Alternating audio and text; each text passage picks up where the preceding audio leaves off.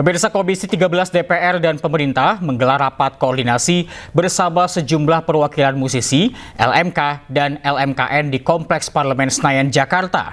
Hasil rapat menyepakati untuk membentuk tim perumus membahas revisi Undang-Undang Hak Cipta Lagu.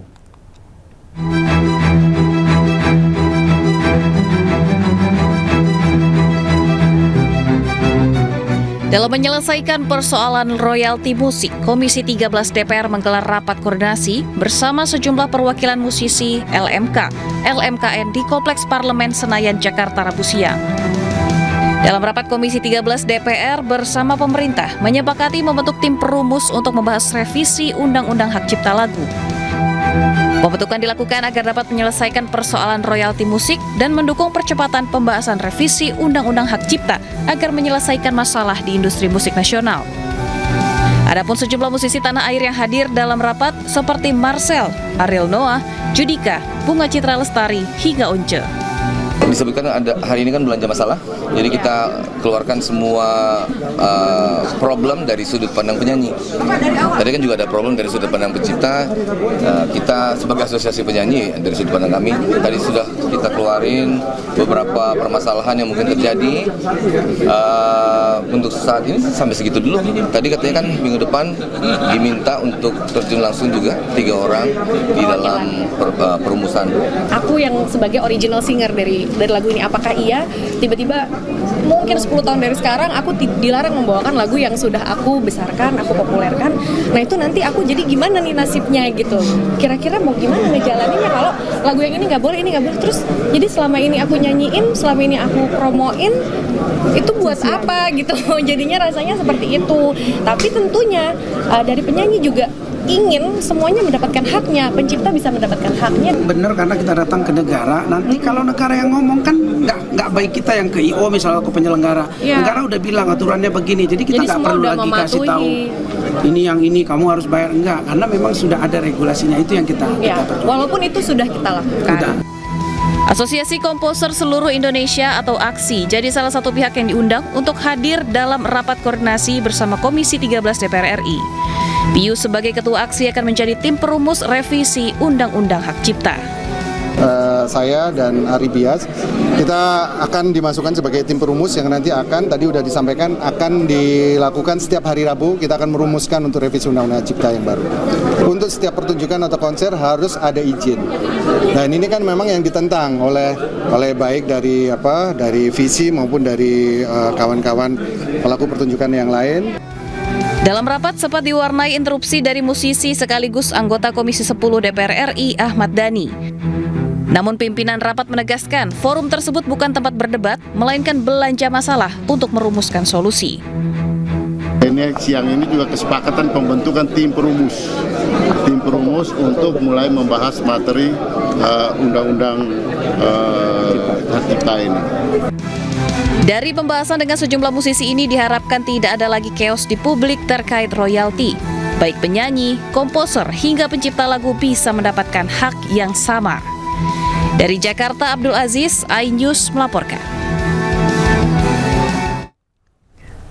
Kita ke informasi lain, pemirsa, sejumlah siswa SD di Maros, Sulawesi Selatan harus bertaruh nyawa menggunakan gondola menyeberang sungai untuk ke sekolah. Mereka tidak punya pilihan lain karena tidak ada jembatan.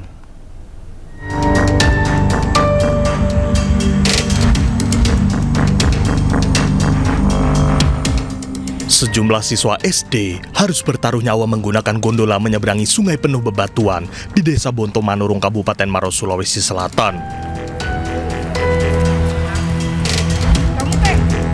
Mereka tidak punya pilihan lain, lantaran ini menjadi akses satu-satunya menuju sekolah. Pelan-pelan. Namun saat hujan, air sungai sangat deras, siswa SD ini takut menyeberang dan terpaksa tidak bersekolah. Gondola sudah 2 tahun digunakan, dibuat oleh seorang warga menggunakan uang pribadi karena tidak ada jembatan permanen. Pulang. Habis sekolah? Pulang sekolah. Di mana rumahnya Misra? Di Bonto Marang. Kalau pulang biasanya lewat apa nih? Pakai apa? Ini. Naik gondola ya? Iya. Itu caranya bagaimana? Ditarik. Biasanya pulang sama siapa? Berapa orang? Berapa orang biasa? 5 5 orang. Itu ganti-gantian menarik atau sama-sama? 90% yang mengakses ini adalah masyarakat Dusun Makmur. Termasuk anak sekolah ya? Termasuk anak sekolah. Oh, Pak, kalau di sebelah itu Pak ada berapa banyak rumah ya Pak kalau dilihat Pak? Kalau tidak salah rumah di Dusun Makmur itu kurang lebih. Kalau kakak 70-an. Iya, sudah lama Pak. Kalau saya di sini sudah hampir 3 tahun. Selama saya di sini Pak sudah begini kondisinya. HP gondola ini berapa tahun nih Pak? Kurang lebih 2 tahun. Warga berharap ada solusi dari pemerintah mengatasi hal ini. Dari Maros, Sulawesi Selatan, Wahyu Ruslan, iNews melaporkan. Pemirsa, Presiden Prabowo membuka Advokasi Otonomi Expo 2025 di Indonesia Convention Exhibition BSD. Dan langsung saja kita menuju ke sana untuk melihat acara selengkapnya. Membuka pikiran saya pada saat itu, dan itu terus berada di benak saya. Kajian itu adalah kajian terhadap sebuah pemerintahan bangsa, bahkan peradaban kekaisaran, empires, yang bertahan lebih dari 300 tahun. Yang dipelajari hanya peradaban dan pemerintahan kekaisaran yang lebih dari 300 tahun. Dan di sejarah manusia tidak banyak. Peradaban Tiongkok ribuan tahun. India ribuan tahun. Persia yang sekarang Iran ribuan tahun. Di Amerika Maya dan Inka. Kemudian ada kekaisaran Romawi. Kemudian ada peradaban kekaisaran Islam juga, kalau tidak salah 900 tahun lebih. Peradaban Rusia juga mendekati 900 tahun. Kekaisaran Inggris kalau tidak salah 400 tahun. Amerika mungkin baru 100 tahun. Apa yang menjadi unsur yang ada di semua pemerintahan itu yang bertahan ratusan tahun? Ada 3. Ada 3. Ini hasil riset. 1 adalah tentara yang unggul. 2 adalah polisi dan keamanan yang unggul. Ketiga, dan ini tidak dalam urutan yang siapa yang lebih penting, tidak. Yang ketiga adalah pemerintahan yang unggul, yaitu disebut dalam bahasa Inggrisnya adalah excellent civil service. Saya gabungkan menjadi pemerintahan. Dalam pelajaran-pelajaran itu ada. Ya. Dalam pelajaran ada Akademi Gubernur di Imperium Osmani, ada Akademi Gubernur, dan di situ ada pelajarannya yang sangat sederhana. Ini untuk para bupati yang akan jadi gubernur. Ini sekian ratus tahun yang lalu. Jadi ada slide-nya nggak ya dipasang? Pelajaran dari Ottoman. Yang intinya adalah bahwa suatu negara yang berhasil sebetulnya sangat sederhana, ya. Pelajarannya itu sangat sederhana. Tidak ada negara tanpa tentara yang kuat. Tolong ya, ini pelajaran ratusan tahun. Tidak ada tentara yang kuat tanpa uang. Tidak ada uang tanpa kemakmuran. Tidak ada kemakmuran tanpa rakyat yang bahagia dan sejahtera. Tidak ada rakyat yang bahagia dan sejahtera tanpa pemerintah yang bersih dan adil.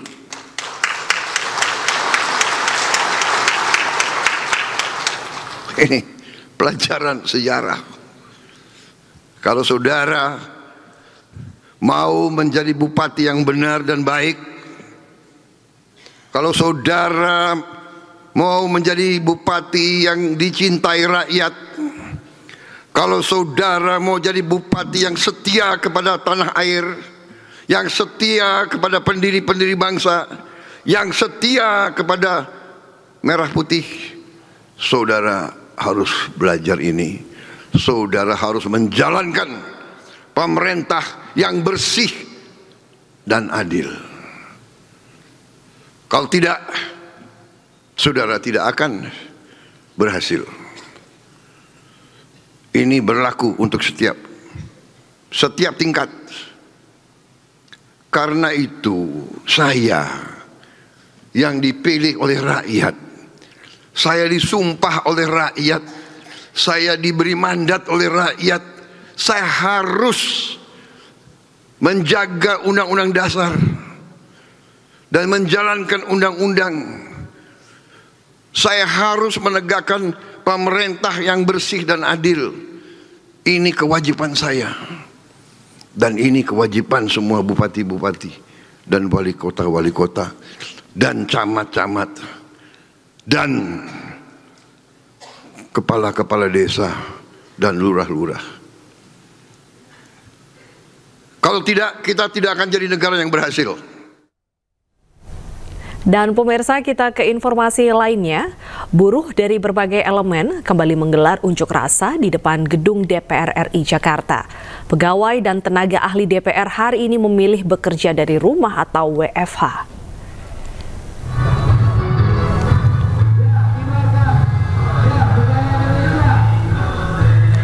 Unjuk rasa buruh digelar di sejumlah titik di Jakarta. Warga yang akan beraktivitas diimbau menghindari sekitar gedung DPR RI Jakarta dan sekitar Gambir hingga Patung Kuda Jakarta Pusat. Skenario rekayasa arus lalu lintas telah disiapkan, namun tentunya ini bersifat situasional. Selain itu, opsi rekayasa juga disiapkan KAI komuter lain di perlintasan Tanah Abang Palmerah. Pengguna KRL diimbau memilih stasiun alternatif keberangkatan selain stasiun Palmerah.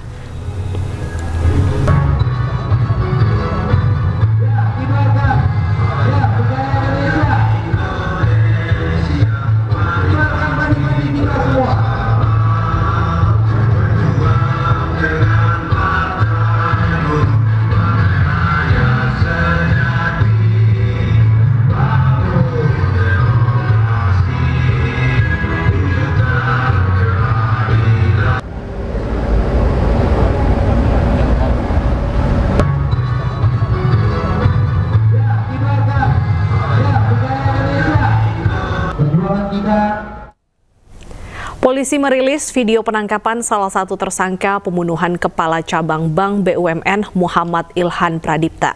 Tersangka ditangkap di Semarang, Jawa Tengah.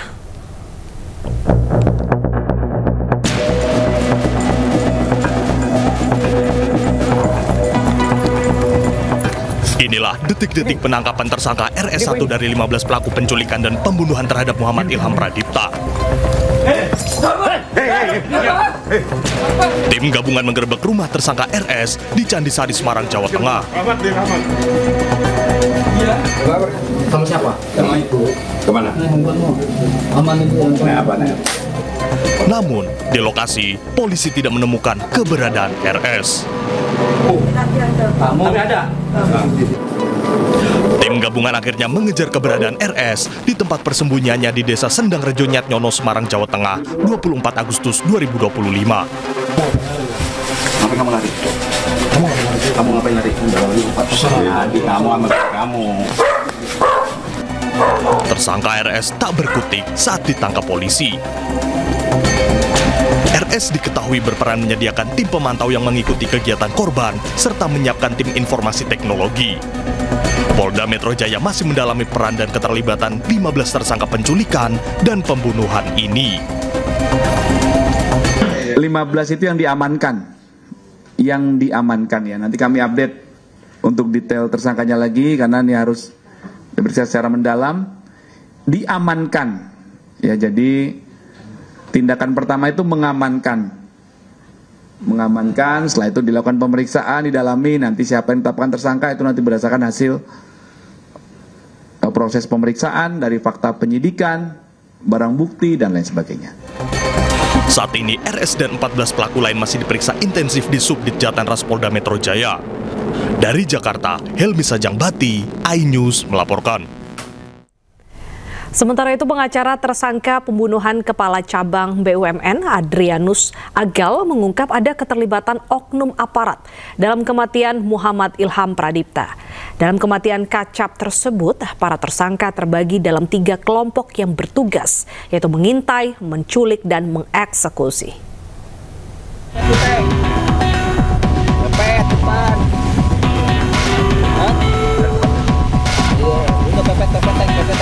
Pengacara tersangka pembunuhan kepala cabang sebuah bank, Adrianus Agal, mengungkap adanya pembagian tugas dalam kasus kematian kepala cabang Bank BUMN, Muhammad Ilham Pradipta. Adrianus menyebut ada 3 klaster dalam aksi kejahatan yang menewaskan kepala cabang tersebut.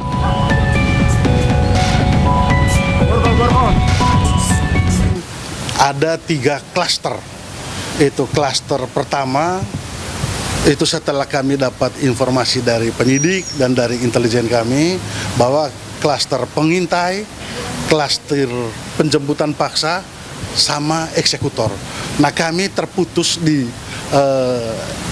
pengintai sama eksekutor.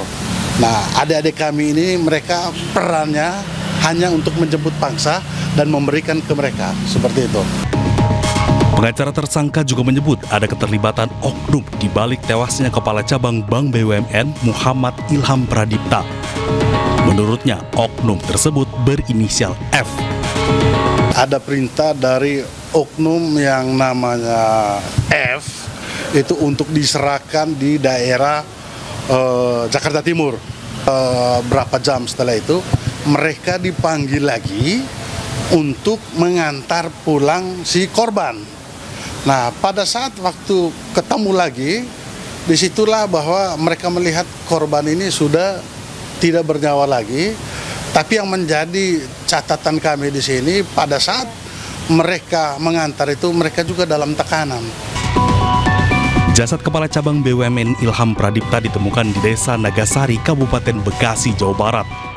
Polisi telah menangkap 15 orang dalam kasus ini. Keluarga korban berharap para pelaku dihukum dengan maksimal. Dari Jakarta, tim liputan iNews melaporkan. Polisi menyebut 15 pelaku penculikan dan pembunuhan kepala kantor cabang Bank Muhammad Ilham Pradipta dibagi 4 klaster atau kelompok. Kelompok pertama merupakan aktor intelektual atau otak penculikan dan pembunuhan.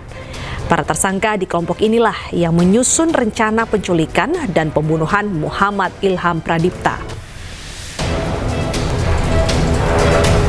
Sementara kelompok kedua ini merupakan pengintai, terdiri dari para pelaku yang bertugas membuntuti dan memantau aktivitas korban sebelum diculik. Dan kelompok ketiga ini merupakan penculik, terdiri dari para tersangka yang bertugas menculik korban di parkiran supermarket di Ciracas, Jakarta Timur 20 Agustus lalu.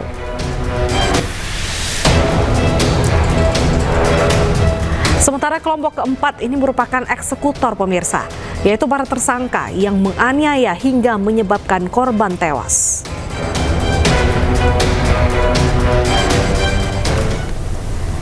Kuasa hukum 3 tersangka berinisial EWB, AT, dan JRS ini menyebut ketiga kliennya hanya bertugas menculik korban Muhammad Ilham Pradipta.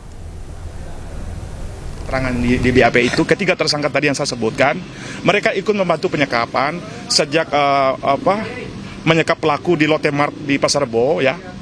Terus selanjutnya mereka naikin ke mobil, ya.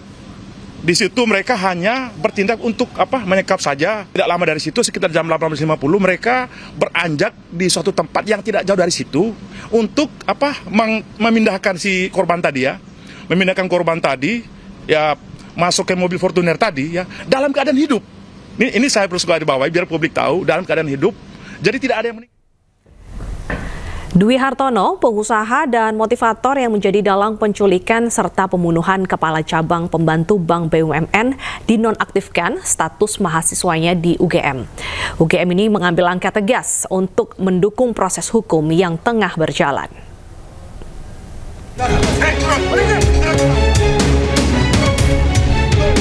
Nama Dwi Hartono mendadak jadi sorotan setelah diduga menjadi otak pembunuhan Kepala Cabang Pembantu Bank BUMN Muhammad Ilham Pradipta.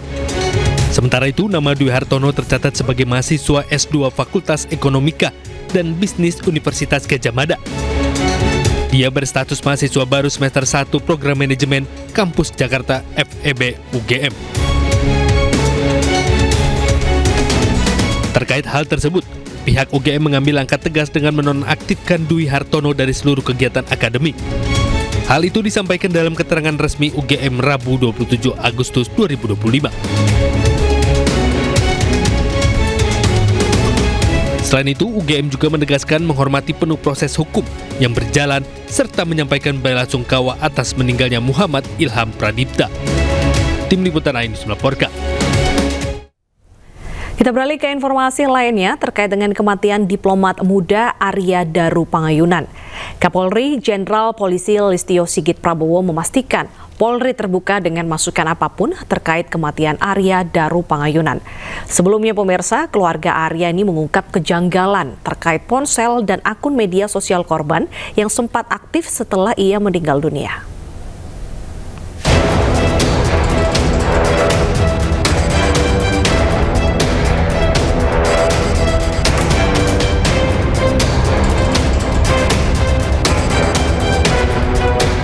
Sejumlah barang bukti yang disebut pihak keluarga Arya Daru Pangayunan bisa dijadikan tambahan materi penyelidikan. Bukti tersebut adalah amplop berisi gabus serta WhatsApp dan Instagram yang kembali aktif. Prinsipnya, Polri terbuka untuk menerima masukan dari manapun.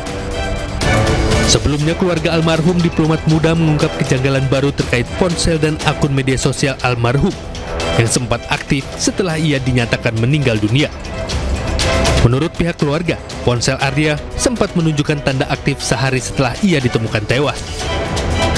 Pernyataan ini muncul karena pada malam 7 Juli 2025, Pita istri Arya mengirim pesan WhatsApp, tapi cuma centang 1 dan esok paginya, sekitar pukul 10 waktu Indonesia Barat, pesan tersebut berubah menjadi centang 2 yang menunjukkan jika ponsel tersebut aktif. Instagram dari almarhum saat ini on. Padahal dikatakan HP-nya hilang. Dan salah satu fakta lainnya adalah istri atau keluarga dari almarhum itu mencoba lagi mengirimkan pesan singkat lewat WhatsApp dan itu centang 2. Berarti kan on kalau centang 2. Nah, ini menjadi misteri juga. Dikatakan HP-nya hilang. Tapi kok bisa ada on di Instagram dan centang 2? Nah, inilah hal-hal ini salah satu beberapa hal yang perlu kita dalami bersama dengan penyelidik. Selain itu, keluarga ADP meminta penyelidikan kematian ADP dilanjutkan dan diambil alih Mabes Polri. Perjuangan tersebut didampingi 2 penasihat hukum yaitu Nikolai Aprilindo dan Dwi Librianto. Permintaan penyelidikan ulang tersebut karena keluarga menemukan berbagai kejanggalan dalam kematian ADP. Selain itu, akan ada petunjuk-petunjuk baru yang nantinya akan disampaikan ke penyidik Polda Metro Jaya guna melanjutkan penyelidikan. Tim Liputan Ainus melaporkan. Pemirsa, ratusan siswa SD dan taman kanak-kanak di Kabupaten Lebong, Bengkulu keracunan hingga dilarikan ke rumah sakit. Para siswa ini merasa mual hingga sesak nafas yang diduga usai menyantap makanan bergizi gratis. 150 siswa sekolah dasar dan taman kanak-kanak di Kabupaten Lebong, Bengkulu harus dilarikan ke rumah sakit lantaran diduga mengalami keracunan. Kejadian ini bermula saat pihak sekolah membagikan menu makanan bergizi gratis berupa bakso, sayuran, jagung, sawi, dan wortel, mie kuning, serta tahu. Menu tersebut mulai dibagikan sekitar pukul 9 pagi di SDIT Al-Azhar Sukabumi. Sekitar 15 menit kemudian, sejumlah anak-anak mengeluh pusing, sakit perut, dan sesak napas bahkan hingga pingsan. Kondisi serupa juga dialami siswa di Taman Kanak-kanak Halak Mulia, Sukabumi, TK Azahra, dan SD Muhammadiyah Ujung Tanjung, Kabupaten Lebong. Minta tolong ya, buat kami hari ini kami tidak tahu ada jadwal, tidak dilakukan intinya ya. Tidak dilakukan jadwal, kami tidak tahu jadwal masalah. Itu kira itu. Ratusan siswa yang diduga keracunan ini kini mendapat perawatan intensif di RSUD Lebong. Saat ini, Dinas Kesehatan Lebong bersama polisi masih menyelidiki penyebab ratusan siswa SD dan TK ini keracunan. Dari Lebong, Bengkulu, Widodo Waluyo, iNews melaporkan. Heboh, nampan makan bergizi gratis atau MBG diduga mengandung minyak babi. Pemerintah siap melakukan uji laboratorium dengan melibatkan BPOM.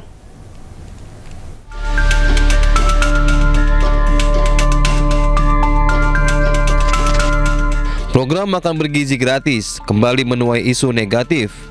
Kali ini bukan karena menunya, namun pada penggunaan nampan MBG yang diduga impor dari Cina dan diduga menggunakan minyak babi sebagai bagian dari pemulas industri.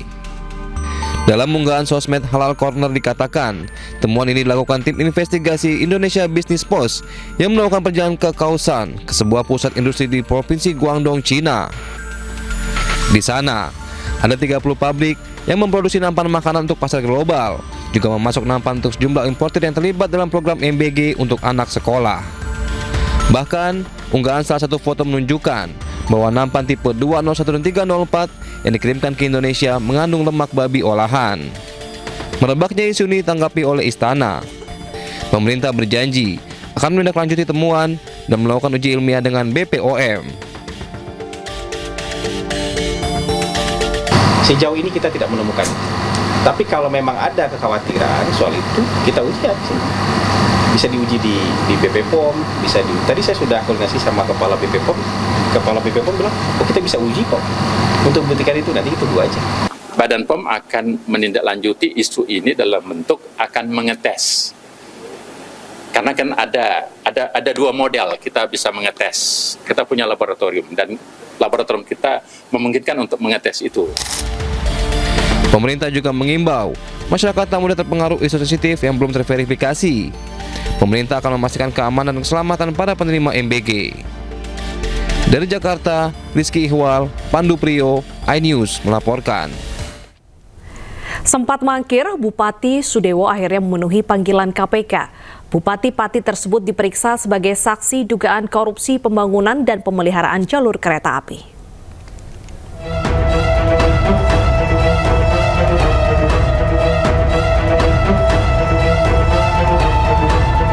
Bupati Pati Sudewo selesai menjalani pemeriksaan KPK sekitar pukul 16.45 waktu Indonesia Barat.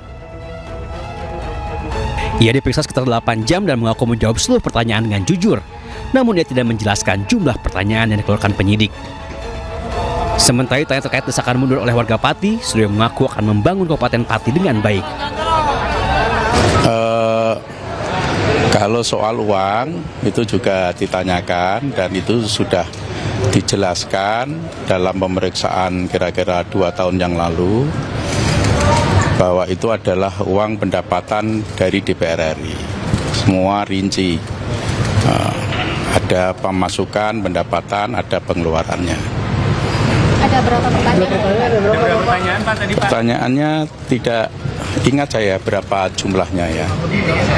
Saya nggak ingat. Ya, tidak ingat. Makasih ya. Terkait surat banyak surat Bapak mundur, Bapak siap mundur apa dari jabatan Pak? Saya akan istiqomah, akan amanah untuk membangun Kabupaten Pati sebaik-baiknya. Saya mengimbau masyarakat kompak, solid, damai. Sudewo diperiksa sebagai saksi atas kasus dugaan suap pembangunan dan pemeliharaan jalur kereta api di Jawa, Sumatera, dan Sulawesi. KPK telah menyita uang dari Sudewo 3 miliar rupiah. Kasus tersebut terkuak berawal dari operasi tangkap tangan yang dilakukan KPK pada 11 April 2023 di Balai Teknik Perkeretaapian kelas 1 wilayah Jawa bagian tengah. KPK telah menetapkan 14 tersangka, diantaranya 2 korporasi.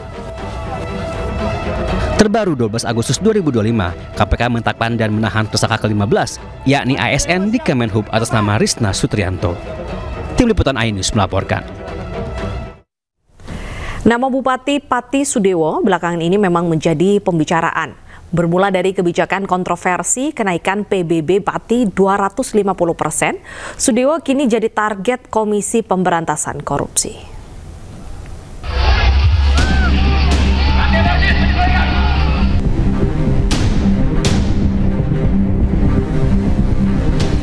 Nama Sudewo mencuat pasca mengeluarkan kebijakan kenaikan PBB Pati hingga 250%. Warga Pati geram dan melakukan aksi demo akbar di sepanjang jalan pusat Pati. Kericuan pun tak terhindarkan. Sudewo yang berupaya meredam kemarahan justru dilempari massa.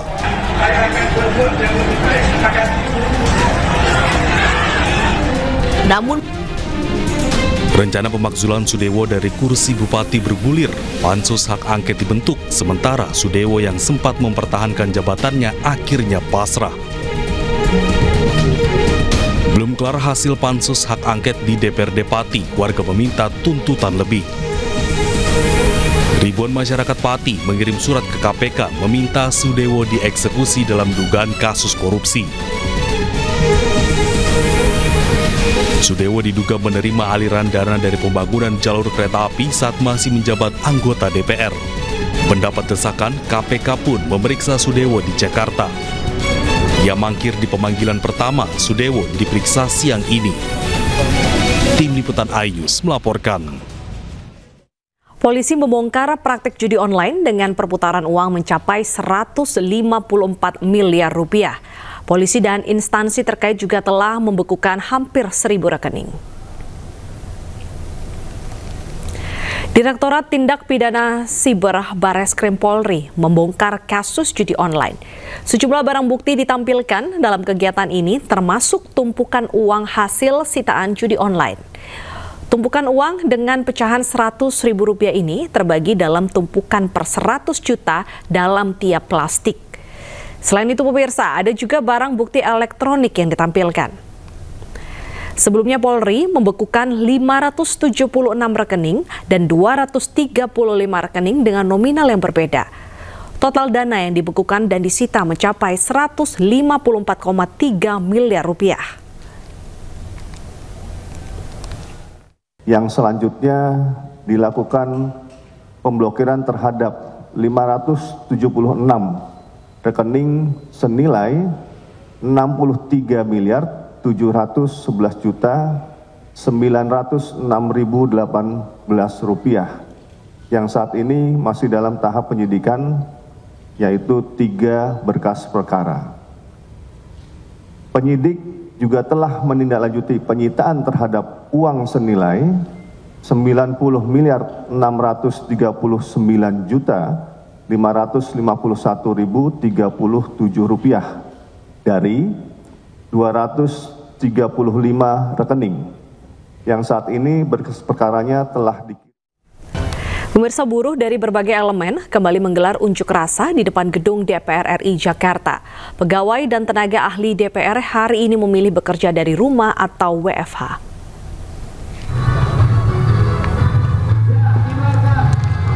Unjuk rasa di buruh digelar di sejumlah titik di Jakarta. Warga yang akan beraktivitas diimbau menghindari sekitar gedung DPR RI dan sekitar Gambir hingga Patung Kuda Jakarta Pusat. Skenario rekayasa arus lalu lintas telah disiapkan namun sifatnya situasional. Selain itu, opsi rekayasa juga disiapkan KAI komuter lain di perlintasan Tanah Abang Palmerah. Pengguna KRL diimbau memilih stasiun alternatif keberangkatan selain stasiun Palmerah. Perjuangan kita ini menyuarakan tentang isu perjuangan buruh Indonesia. Dan pemirsa, untuk mengetahui bagaimana informasi terkini, kita sudah terhubung dengan jurnalis iNews Anissa Rizkia. Maksud kami Salam Rahmat di depan gedung DPR Jakarta. Salam, bagaimana kondisi demo hari ini? Apakah masih kondusif? Ya, Deta dan juga pemirsa, hingga saat ini masa aksi yang tergabung dalam Koalisi Serikat Pekerja dan juga Partai Buruh ini masih menyuarakan aspirasinya di depan gedung DPR RI.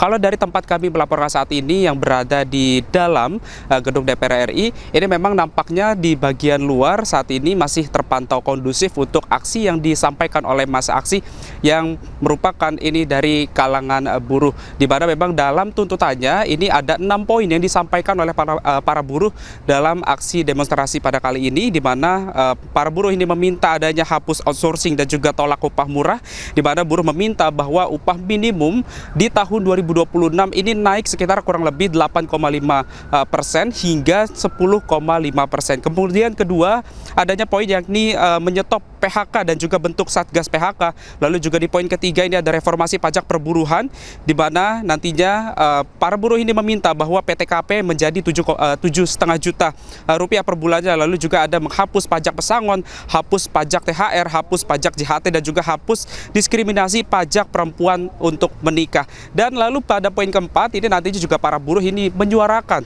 di mana untuk mengesahkan RUU Ketenagakerjaan dan juga tanpa Omnibus Law. Lalu yang poin kelima yang disampaikan oleh para buruh dalam aksi demonstrasi kali ini adalah mengesahkan RUU Perampasan Aset, di mana ini di dalamnya juga terkait dengan korupsi. Dan poin keenam yang disampaikan oleh para buruh yakni terkait dengan revisi RUU Pemilu. Dan memang kalau dapat kami informasikan juga kepada Anda, Deta dan juga pemirsa, bahwa tadi dari Kabid Humas Polda Metro Jaya juga sudah menyampaikan bahwa untuk pengamanan sendiri di kawasan sekitaran DPR ini kurang lebih ada 4.969 personil gabungan untuk mengamankan jalannya aksi demonstrasi pada hari ini. Dan kalau kita perhatikan secara seksama, Deta dan juga pemirsa, bahwa tadi kami juga sempat meninjau ke bagian dalam gedung DPR RI, ini tampaknya memang sepi karena memang belum ada informasi secara pasti apakah anggota DPR pada hari ini dihimbau untuk melakukan WFH atau work from home. Namun kalau dari pantauan kami di lapangan, untuk kondisi di dalam gedung DPR RI ini masih dalam keadaan sepi. Dan dapat kami informasikan juga kepada Anda, Deta dan juga pemirsa, bahwa untuk rekayasa lalu lintas sendiri tadi juga sudah disampaikan oleh Kabid Humas Polda Metro Jaya, Kombes Pol Ade Ari Indradi, ini tadi juga sudah menyebut bahwa untuk situasi arus lalu lintas ini memang masih terkendali, namun belum ada informasi secara pasti apakah nantinya akan dilakukan pengalihan arus lalu lintas.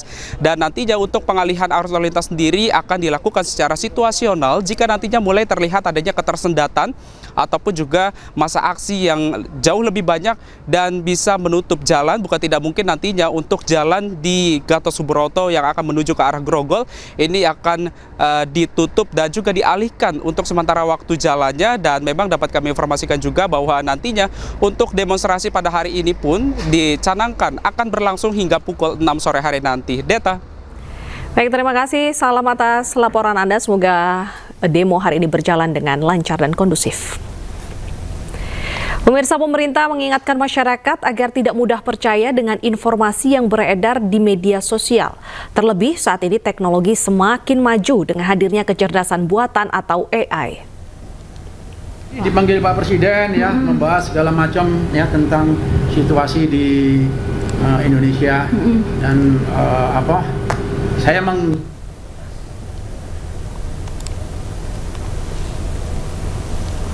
Hal ini disampaikan Kepala Badan Pengendalian Pembangunan dan Investigasi Khusus atau Bapisus, Aris Marsudianto, usai rapat terbatas bersama Presiden Prabowo Subianto di Komplek Kepresidenan Jakarta.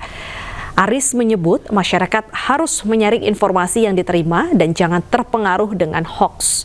Presiden Prabowo meminta seluruh jajaran pemerintah bersama aparat keamanan menjaga stabilitas nasional agar pembangunan berjalan sesuai rencana. Presiden sendiri mungkin ada nggak yang disampaikan lewat Bapak tadi saat rapat di dalam? Maksudnya? Jadi Pak Presiden apa memberi imbauan atau pesan juga melalui menteri-menterinya gitu ya, Pak? Ya, itulah petunjuk dari Pak Presiden ya untuk menjaga kondusivitas ya di negeri ini, karena pemerintah sudah on the right track ya untuk pembangunan ini, program-programnya sudah berjalan dengan baik ya, sudah sampai ke bawah ke masyarakat ya. Itu marilah kita junjung rasa persatuan, karena Indonesia akan maju dengan satu kunci, yaitu bersatu ya. KPK kembali menyita kendaraan dalam kasus korupsi sertifikasi K3 di Kementerian Ketenagakerjaan. Penyidik masih menelusuri 3 mobil mewah milik ex-Wamenaker Immanuel Ebenezer yang diduga disembunyikan usai terjerat OTT KPK.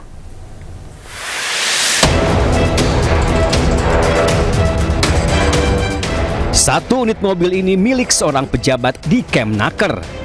Diduga mobil ini didapat dari hasil pemerasan dalam penerbitan sertifikasi K3 yang tengah diusut KPK. Kini mobil ini sudah disita KPK dan sengaja dipajang di halaman gedung KPK.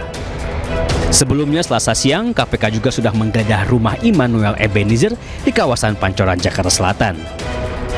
Dari rumah mantan Wamenaker itu, KPK juga menyita 1 unit mobil Alphard dan 4 buah ponsel yang diduga sengaja disembunyikan di plafon rumah Noel. Rencananya KPK akan segera membuka isi ponsel itu untuk menelusuri dugaan pemerasan pengurusan sertifikat keselamatan dan kesehatan kerja atau K3 di Kementerian Ketenagakerjaan. Kini penyidik tengah menelusuri jejak 3 mobil mewah milik Noel. 3 mobil itu meledak raib usai dirinya terkena OTT KPK. Untuk pencarian 3 kendaraan roda 4 yang kemarin kami sampaikan, sampai dengan hari ini masih terus dilakukan pencarian oleh penyidik, dan KPK mengimbau kepada pihak-pihak yang mengetahui keberadaan dari aset-aset yang diduga terkait ataupun berasal dari dugaan tindak pidana korupsi ini untuk kooperatif. Selama proses pengusutan dugaan pemerasan pengurusan sertifikat K3 di Kementerian Ketenagakerjaan, KPK sudah menyita 24 kendaraan, 7 unit kendaraan roda 2 dan 17 unit kendaraan roda 4. Kini Noel ditetapkan sebagai tersangka bersama 10 orang lainnya. KPK mengatakan Noel mendapatkan airan dana sebesar 3 miliar rupiah. Tim Liputan iNews melaporkan. Tim penyidik Jaksa Agung Muda Tindak Pidana Khusus atau Jampitsus Kejaksaan Agung kembali menyita aset milik Muhammad Riza Khalid, tersangka kasus korupsi dan tindak pidana pencucian uang dalam tata kelola minyak mentah dan produk kilang periode 2018 hingga 2023.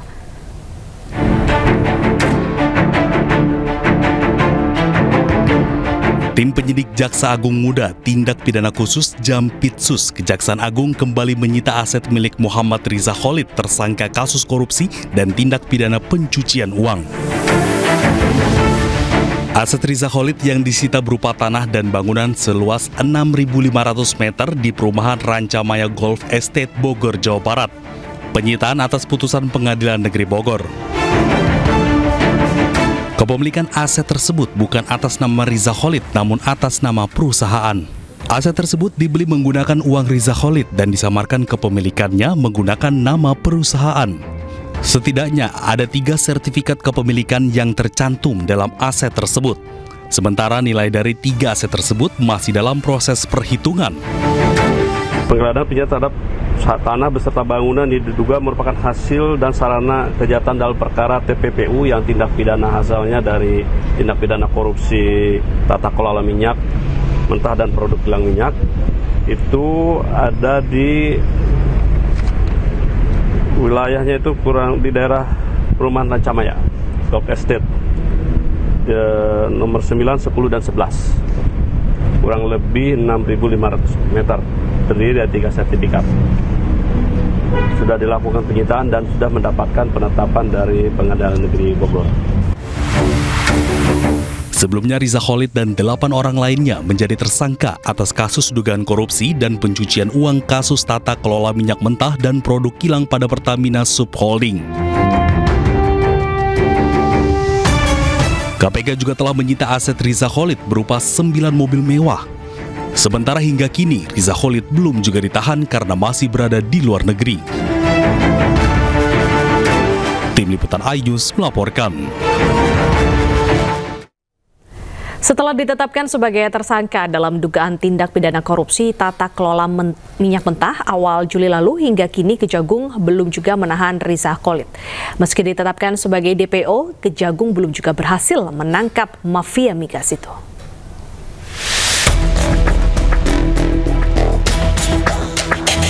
...48 hari sudah berlalu sejak mafia migas Riza Khalid ditetapkan sebagai tersangka dalam dugaan tindak pidana korupsi tata kelola minyak mentah dan produk kilang minyak di PT Pertamina. Selain itu, Kejagung juga sudah menetapkan Riza Khalid sebagai tersangka dalam kasus korupsi tindak pidana pencucian uang atau TPPU.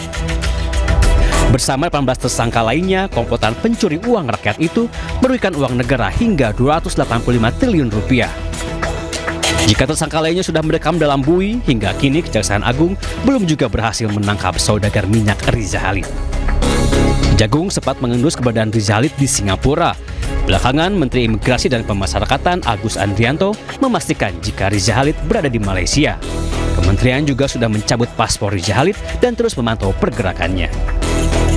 Ini akan menerbitkan rekomendasi nggak sih, Jenderal, soal Riza Khalid ini? Hukum yang ada dari kesalahan. Bakal dilaporkan ke Pak Prabowo nggak Riza Khalid? Namun licin bak belut, hingga kini Raja Minyak itu belum juga berhasil dipulangkan ke Indonesia. Selain itu, Kejagung juga sudah 3 kali memanggil Riza Khalid untuk diperiksa. Namun gayung tak bersambut, mafia migas itu tidak pernah datang. Hilang kesabaran, akhirnya 19 Agustus 2025, Kejagung resmi menetapkan pengusaha minyak itu sebagai DPO atau daftar pencarian orang. Kejagung juga telah memproses pengajuan red notice untuk menemukan Riza Khalid. Dengan statusnya sebagai DPO, maka Kejagung akan terus mencari Riza Khalid, termasuk bekerjasama dengan Kementerian Luar Negeri. Sebagai pemain lama dalam bisnis migas dan dekat dengan penguasa, Riza Khalid dikenal licin. Walaupun namanya sering terlibat dalam berbagai kasus korupsi, tapi ia kerap lolos dari jerat hukum. Tim Liputan iNews melaporkan. Kejaksaan Agung digugat perbuatan melawan hukum karena tak kunjung mengeksekusi terpidana kasus pencemaran nama baik Sylvester Matutina.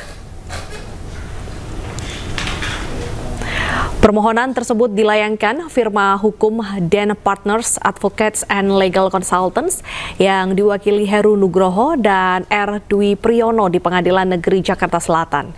Gugatan ini merujuk pada Undang-Undang Nomor 16 Tahun 2004 tentang Kejaksaan Republik Indonesia serta Pasal 270 KUHP yang menyatakan bahwa eksekusi putusan pengadilan merupakan tanggung jawab kejaksaan.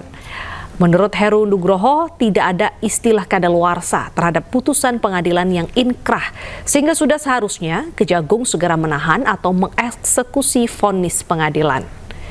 Sementara itu, pemirsa, rencananya sidang perdana gugatan terhadap Kejaksaan Agung itu akan digelar besok Kamis, Kamis pukul 9 di Pengadilan Negeri Jakarta Selatan.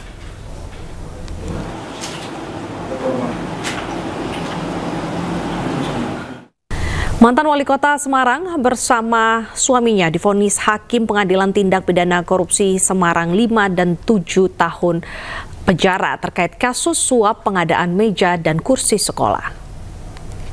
Menjatuhkan kepada terdakwa 1 Devita Gunaryanti Rahayu.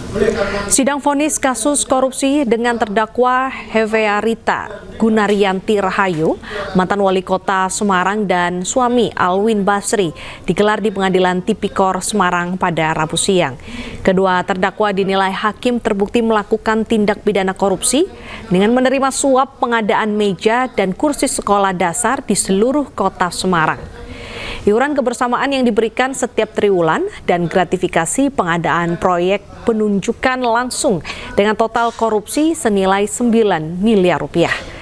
Majelis Hakim menjatuhkan vonis pada Hevearita Gunaryanti Rahayu selama 5 tahun, sementara Alwin Basri divonis 7 tahun.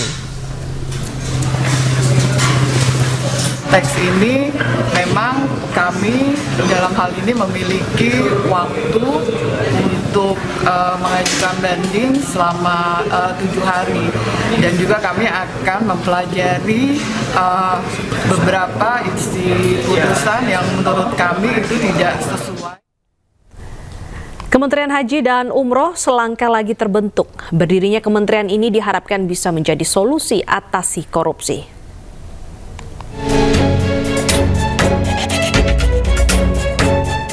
Revisi Undang-Undang Penyelenggaraan Ibadah Haji dan Umroh resmi disahkan di rapat paripurna DPR RI yang digelar 26 Agustus 2025. Undang-undang ini menjadi dasar perubahan Badan Penyelenggara Haji menjadi Kementerian Haji dan Umroh. Nantinya seluruh infrastruktur dan SDM penyelenggara haji berada di bawah Kementerian Haji dan Umroh. Namun pemerintah pastikan ASN yang pindah harus melewati screening ketat untuk mencegah tindak pidana korupsi. Presiden Prabowo inginkan Kementerian Haji dan Umroh menjadi contoh kementerian yang berintegritas. Kemudian SDM juga shifting mulai dari tingkat pusat, PHU kan selama ini ada di Dirjen PHU, itu juga shifting tapi dengan syarat. Presiden juga amanahnya kepada kami di BP Haji adalah shifting SDM itu harus dipastikan melakukan screening yang ketat. Karena Presiden menginginkan Kementerian Haji dan Umroh itu menjadi institusi kementerian yang wajah utamanya itu adalah integritas. Sementara itu, pemerintah kebut Perpres terkait pembentukan Kementerian Haji dan Umroh. Implementasi aturan dalam RUU Haji harus segera dilaksanakan, mengingat rangkaian persiapan penyelenggaraan Haji 2026 sudah mulai berjalan.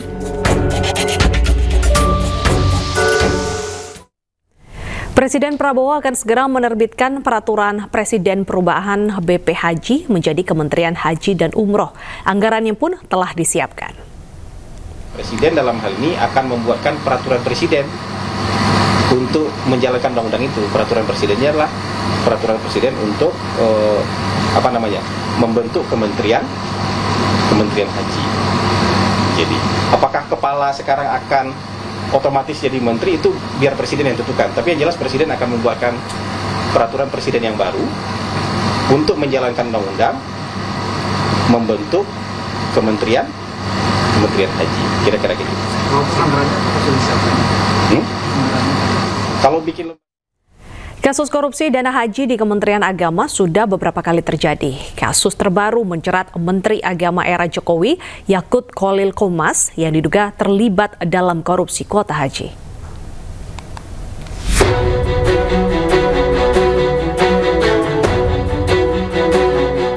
KPK terus mengusut dugaan korupsi kuota haji yang menjerat Menteri Agama era Jokowi, Yakut Khalil Qomas.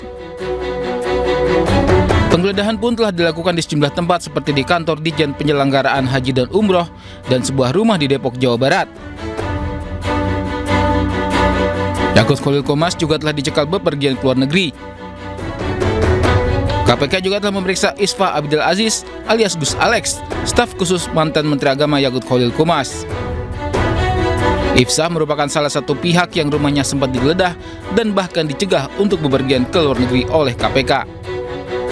Ya, yang bersangkutan termasuk salah satu yang dilakukan penggeledahan dan juga salah satu yang merupakan pihak yang dicegah atau dilarang untuk bepergian ke luar negeri karena memang yang bersangkutan dibutuhkan keberadaannya untuk tetap di Indonesia supaya dapat mengikuti proses penyidikan ya seperti hari ini pemeriksaan begitu, bisa hadir dan memberikan keterangan yang dibutuhkan. Yakut bukan Menteri Agama pertama yang tersandung dugaan korupsi penyelenggaraan haji. Pada tahun 2001 hingga 2004, Menteri Agama Said Agil Hussein terbukti menyelewengkan dana abadi umat dan dana penyelenggaraan ibadah haji. Selama menjadi menteri, Said menerima uang haram 4,5 miliar rupiah. Akibat perbuatannya, negara dirugikan 718 miliar rupiah. Said divonis 5 tahun penjara. Menteri Agama periode 2009-2014 Surya Dharma Ali terbukti melakukan korupsi dana penyelenggaraan ibadah haji dan dana operasional menteri atau DOM.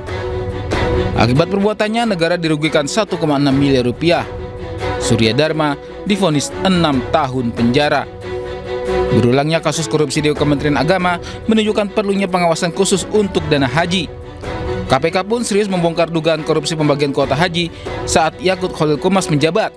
Komisi Anti Rasuah itu bahkan mengaku telah membidik aktor utama di balik persekongkolan jahat ini. Ribuan warga sejak pagi antri demi mendapatkan pengobatan gratis dan bantuan sosial di kantor RPTRA Kelurahan Cipinang Besar Utara, Jakarta Timur. Bahkan seorang nenek terpaksa digendong anaknya untuk berobat gratis.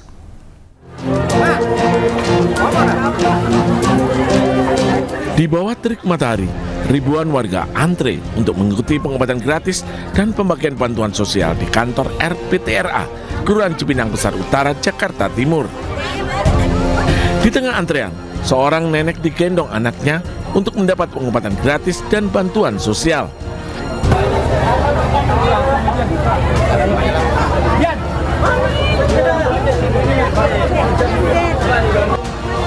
Nenek ini pun mendapat prioritas dari panitia untuk menembus antrean panjang warga.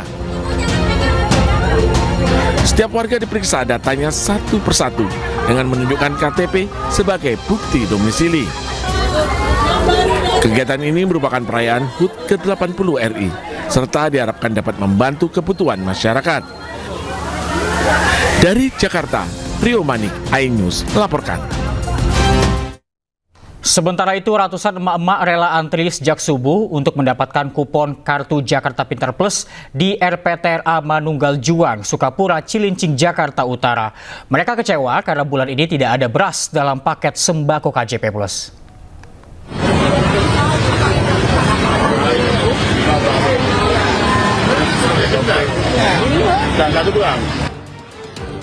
Mama antri sejak pukul 4 pagi untuk mendapatkan kupon kartu Jakarta Pintar atau KJP Plus di RPTRA Manunggal Juang, Cilincing, Jakarta Utara. Warga yang sudah mendapatkan kupon bisa membeli sembako murah. Dengan membayar Rp126.000, warga mendapatkan daging sapi, beras, telur ayam, daging ayam, ikan kembung, dan susu UHT. Namun warga kecewa karena kali ini tidak ada beras dalam paket sembako. Daripada online nggak dapat. Online susah sekarang online. Nah, kalau kan katanya hari ini nggak ada beras, ini bagaimana tanggapan Ibu? Ya, anggapan saya sih ya keberatan lah. Biasanya kan yang dicari kan beras. Beras kan sekarang pada naik. Berarti nggak diganti ya apa yang selain 8 beras atau gimana? Nggak diganti, enggak. Beras aja nggak ada. Sekarang nggak lengkap lah. Kondusif sih Pak, karena satu sih nggak ada beras hari ini ya Pak ya. Karena emang dari putusannya emang nggak dapat kuota beras. Paling itu doang sih Pak. Hari ini kupon ada 350 Pak. Berarti itu hari ini pengambilan kupon dan input kupon atau segera? Ini cuma pengambilan kupon doang. Besok penginputan yang penggesekan. Oke, siap. Warga berharap jumlah kupon yang dibagikan ditambah karena banyak warga yang mengantri tidak kebagian kupon. Dari Jakarta, Sofyan Firdaus, iNews melaporkan. Pencuri yang satu ini memang apes, betapa tidak saat pencuri 2 tabung gas 3 kg, ia kepergok pemilik dan dipukuli, bahkan pelaku kabur dan meninggalkan motornya di lokasi. Oh ini ya? Ya ini. Jadi dia datang, pas itu saya duduk di sini, jadi kelihatan nggak ada orang dia. Aksi seorang pria mengendarai sepeda motor saat hendak mencuri gas melon di sebuah warung pakan ternak di Jalan Supriyadi, Pakusari, Jember terekam CCTV. Pelaku menggasak 2 tabung gas yang terpajang di depan toko. Namun, aksinya dipergoki pemilik warung yang langsung menghadangnya. Pelaku mencoba kabur, ditendang pemilik warung hingga terlibat tarik-menarik. Panik dihajar massa. Pelaku melarikan diri, meninggalkan barang bukti tabung gas dan motor di lokasi. Aksinya diketahui pemilik warung yang tengah berjaga dan curiga dengan aksi pelaku lewat monitor CCTV. Saya berdiri, karena saya lihat di CCTV loh kok nggak bawa tabung kosong. Saya berdiri, akhirnya dia terlihat panik, langsung saya wah ini pasti pencuri. Begitu dia bawa, saya lari langsung. Saya lari, kemudian saya rebut kontaknya, berhasil saya ambil kontaknya, kemudian ya pencurinya lari. Pemilik warung menyita motor milik pelaku dan akan menyerahkannya ke polisi. Dari Jember, Jawa Timur, Bambang Sugiarto, iNews melaporkan. Stasiun Monas yang merupakan proyek MRT Jakarta fase 2A, pembangunannya kini masih berlangsung dan ditargetkan bisa beroperasi pada 2027 mendatang. Terletak di bawah tanah, Stasiun Monas nantinya akan menghubungkan jalur MRT dari Bundaran HI hingga ke Jakarta Kota.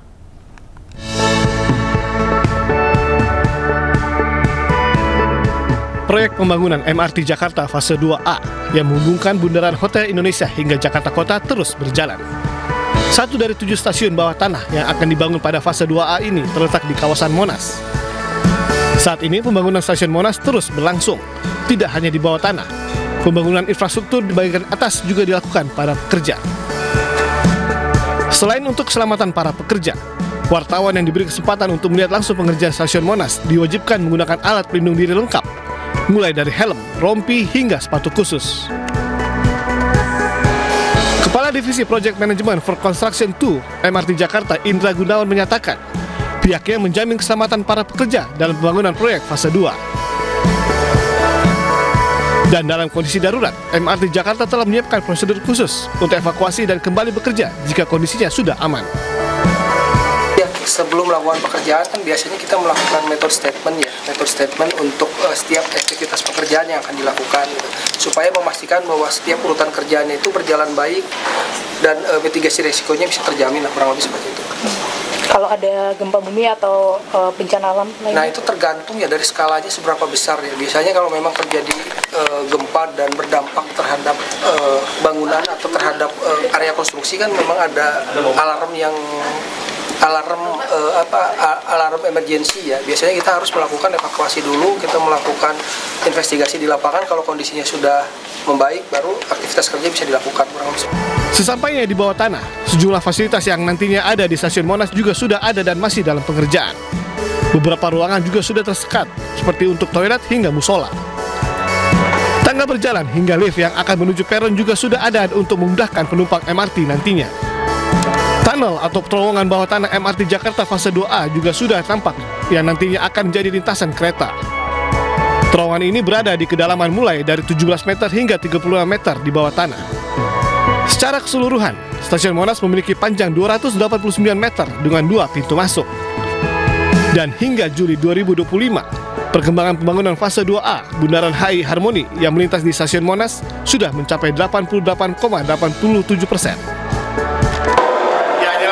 Pembangunan stasiun MRT Jakarta, tepatnya di stasiun Monas. Dan saat ini saya berada di terowongan bawah tanah, dan di belakang saya adalah jalur kereta yang akan lintas. Untuk fase 2A ini sendiri berada di sepanjang 5,8 km dan akan melewati 7 stasiun nantinya, yang dimulai dari stasiun Tamrin hingga Jakarta Kota. Pembangunan fase 2A MRT Jakarta ini rencananya akan rampung dan beroperasi pada 2027 mendatang dengan 7 stasiun, yakni Tamrin, Monas, Harmoni, Sawah Besar, Mangga Besar, dan terakhir Jakarta Kota. Dari Jakarta, Chandra Bramandika dan Muhammad Aulia Juliantio, iNews melaporkan. Pemirsa, aplikasi hiburan digital terbesar dan terlengkap milik MNC Group, RCTI Plus Super App, genap berusia 6 tahun di bulan Agustus 2025. RCTI Plus berkomitmen akan terus menjadi platform yang memberikan tontonan dan konten berkualitas untuk masyarakat di seluruh Indonesia. Pemotongan tumpeng oleh Eksekutif Chairman MNC Group Haritanu Sudibyo beserta istri Liliana Tanu Sudibyo serta Managing Director dan Co-CEO RCTI Plus, Valencia Tanu Sudibyo, menandai syukuran peringatan ulang tahun ke-6 RCTI Plus di MNC Studios Kebonjeruk, Jakarta. Dalam sambutannya, HT berpesan pada seluruh jajaran direksi dan karyawan RCTI Plus untuk terus beradaptasi mengikuti perkembangan dan tren terkini di dunia digital dengan mengembangkan berbagai konten kreatif dan inovatif. Jadi saya minta memasuki tahun ke-7, target kita 1. Bagaimana caranya extended version, independent content, dan catch up 3 ini bisa lebih besar trafficnya daripada live streaming. Dengan adanya kata plus, artinya kita harus memberikan lebih luas, lebih relevan, dan lebih dekat dengan generasi sekarang maupun yang akan datang. Kedepan arahan kita jelas. Yang pertama, RCTI Plus tidak boleh hanya menjadi cerminan televisi. Kita harus berdiri di atas kaki sendiri dengan konten catch-up, original, microdrama, dan inovasi digital. Sebagai aplikasi hiburan digital terbesar milik MNC Group, RCTI Plus terus berkembang pesat menjadi aplikasi berbasis integrasi video yang memiliki lebih dari 19.000 pengguna dan lebih dari 150.000 konten video pendek. Kedepannya, RCTI Plus akan bertransformasi menjadi aplikasi yang kaya akan pengalaman hiburan melalui berbagai original mikrodrama hingga fitur berbelanja sambil menonton. Dari Jakarta, Amrina Rida, Khairuddin, iNews melaporkan.